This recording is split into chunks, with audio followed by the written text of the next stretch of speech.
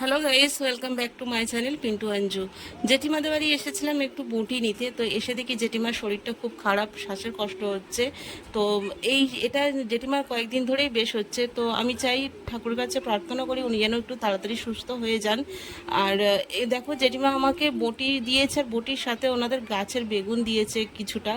তো বাড়িতে আমি চলে এসেছি, আর এসে এখানে আমি আগে শাক কাটতে বসে গেছি। আমার বর আগের দিন রাত্রেবেলা কাজ থেকে ফেরার পথে শাক নিয়ে এসেছিল। শাক খেতে যেমন ভালো লাগে, আর কাটতে বেশ অনেকটা সময়ও লাগে। আর অনেক দিন পর আমরা কলমি শাকটা খাচ্ছি। আমার বর সময় পায় না বলে ঠিকঠাক মানে আনাও হয় না। তো তারপরে দেখো রান্না করা হয়ে গেছে আমার, আরও খেয়ে দিয়ে কাজে চলে গেছে। আর আমি এখানে স্নান করে ঠাকুরকে খেতে দিচ্ছি এখন। আর আমার ঠাকুর ঘরটা না অনেকটাই ছোট। ঠাকুর ঘর বলবো না, আমার ঘরের এক কোণেই আমি ঠাকুর রেখেছি, কিন্তু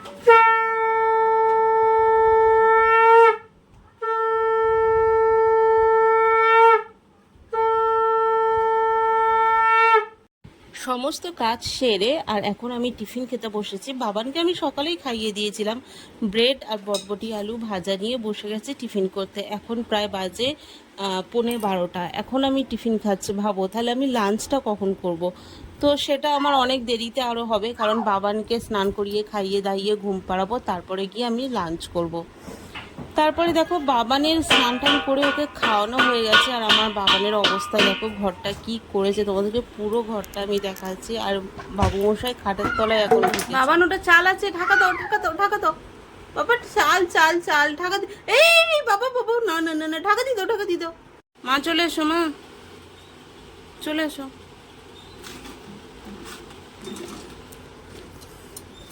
বাবুর খাটের তলায় যেহেতু খেলনার গামলা আছে, ও এখন বেরোতে চাইছে না। আমি ততক্ষণে খেয়ে নিই, কারণ বাবানের তো খাওয়া হয়ে গিয়েছে। আর আজকে যা রান্না হয়েছে সেটা হচ্ছে কলমি শাক ভাজা, যেটা সকালে কাটছিলাম তোমরা দেখলে। আর বটবটি আলু ভাজা করেছি, আর এখানে আমডাল করেছি। এই গরমে এই প্রথমবার আমরা আমডাল খাচ্ছি, এতদিন আমরা খাইনি। তো চলো খেয়ে নেওয়া যাক।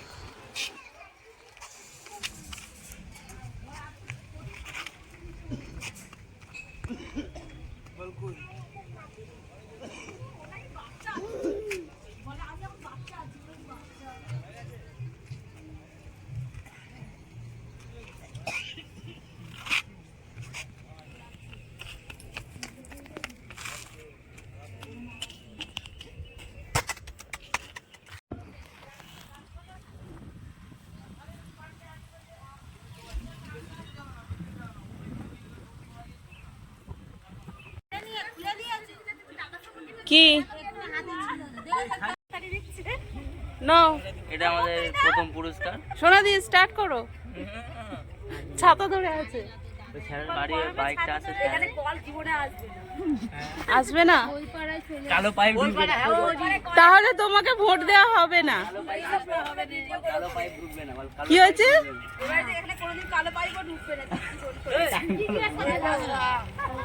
বাবা ওখানে দাঁড়াও, গাড়ি যাচ্ছে, দাঁড়াও দাঁড়াও দাঁড়াও। ভয় দেখ। শনিবার দিন সকালে আমরা হ্যালো ফার্স্ট টাইম বলি।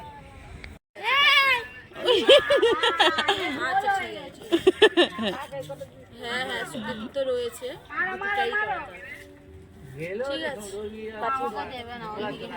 মাছ দিয়ে দেবে। সবাইকে মাঠে গিয়ে বলে তাদের ছুটি পড়া নেই।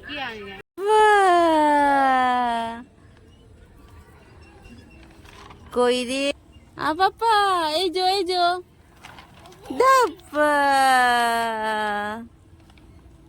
চলে এসো। বাবানের এইভাবে বিস্কিট খাওয়া দেখে আমারও ছোটবেলাটা মনে পড়ে গেল। তবে এত ছোট ছিলাম না, একটু ছোট ছিলাম। আমিও ঠিক এইভাবেই ক্রিমগুলো ছাড়িয়ে ছাড়িয়ে খেতাম। তো চলো এবার জামা কাপড়গুলো ভাঁজ করে নেওয়া যাক, কারণ সেই দুপুরে তুলে রেখেছিলাম, ভাঁজ করা হয়নি। বাবানকে যেহেতু বিকালে বাইরে নিয়ে গিয়েছিলাম, বাবানকে বাইরে নিয়ে যাওয়াটাও দরকার ছিল, সেই কারণে তো ভাবলাম এগুলো বাড়িতে এসে করব। তো এখন সন্ধে হয়ে গেছে, সন্ধে টন্ধে দিয়ে আমি এই জামা কাপড়গুলো ভাঁজ করে নিলাম। এগুলো এখন গুছিয়ে রেখে দেবো মোটামুটি কাজ সারতে। তারপরে আমার এক পাশের ননদ এলো, ননদও বলতে পারো যাও বলতে পারো, দুদিক থেকেই আমার সম্পর্কে হয়। আইবুড়ো করতে এসেছিল। তারপরে রাতে ওর বাবা যখন কাজ থেকে ফিরলো, বাবানের জন্য একটা ব্ল্যাক ফরেস্ট নিয়ে এসেছিল, আর নিয়ে এসেছিল ওর ডেক্সোলাক। বাবানকে এখনও ডেক্সোলাক খাওয়াই, কিন্তু ও 2 বছর পেরিয়ে গেছে, মানে 2 বছর 2 মাস হয়ে গেছে। আর আমার জন্য এই ক্যাপসুলগুলো নিয়ে এসেছিল। বাবা, এই ক্যাপসুলগুলো খেতে খেতে গেলে না আমার বমি উঠে আসে।